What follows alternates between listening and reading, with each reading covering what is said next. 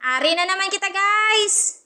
Sideline din paminsan-minsan. Hindi kita magsalig sa aton sweldo. Wala ako nagasalig sa akong sweldo guys. Kay biskan regular na ako sa akong trabaho guys. Kulang gihapon ang akon nga sweldo. Kay tungod nagadalag ko ng akon kabataan, kay eskwela na.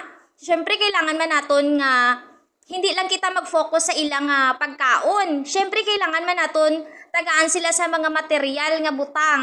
For example, ilang mga pamiste, ilang kung ano pang kulang sa balay, kailangan bilang nanay madiskarte, kailangan may sideline kita.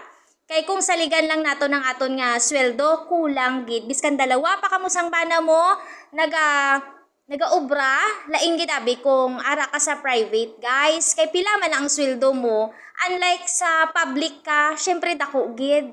Pero biskan na,